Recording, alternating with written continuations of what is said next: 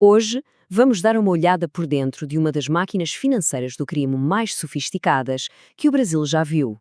Essa é a história por trás da Operação Carbono Oculto. 46 bilhões de reais. É um número tão grande que é até difícil de imaginar, né? Mas o que ele significa de verdade? Pois é, essa grana toda foi o que um único banco sombra do crime conseguiu movimentar em apenas 4 anos. E o mais impressionante, ele operava disfarçado de fintech, uma empresa de tecnologia financeira.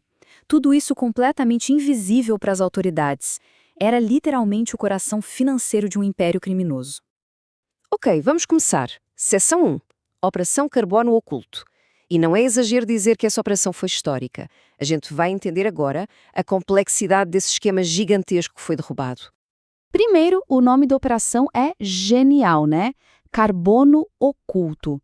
Carbono, por causa do combustível, que era o produto físico, a fachada.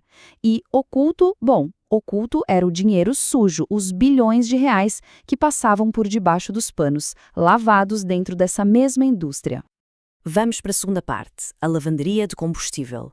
É aqui que a gente começa a ver como um negócio que parece tão normal do nosso dia-a-dia foi transformado numa fachada para lavar uma verdadeira fortuna. E olha, a escala disso era impressionante. Estamos falando de mais de 1000 postos de gasolina, isso mesmo, mais de 1000, espalhados por 10 estados do país.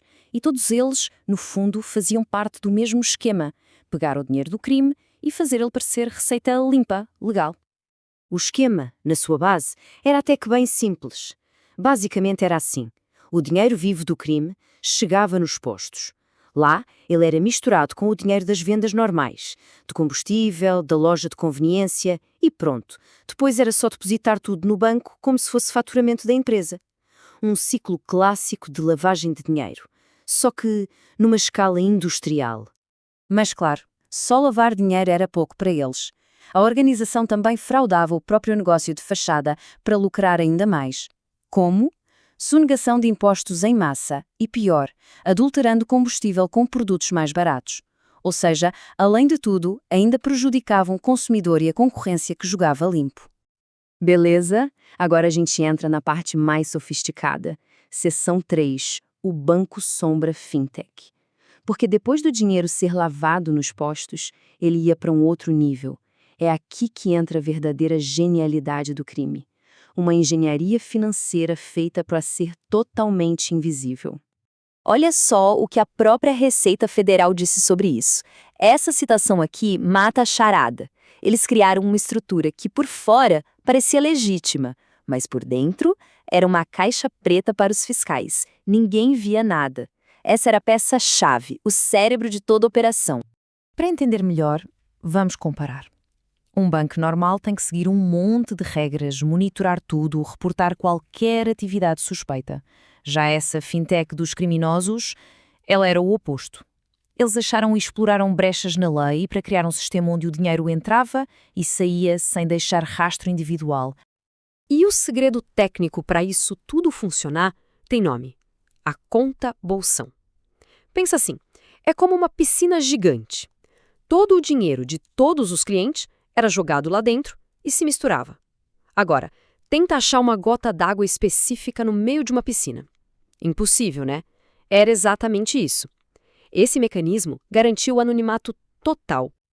Ok, chegamos à fase final do plano, seção 4, escondendo os bilhões à vista de todos. Com o dinheiro já lavado e anónimo dentro do sistema, só faltava uma coisa: transformar essa grana digital em coisas reais, em património. E para isso, a organização foi às compras, e em grande estilo.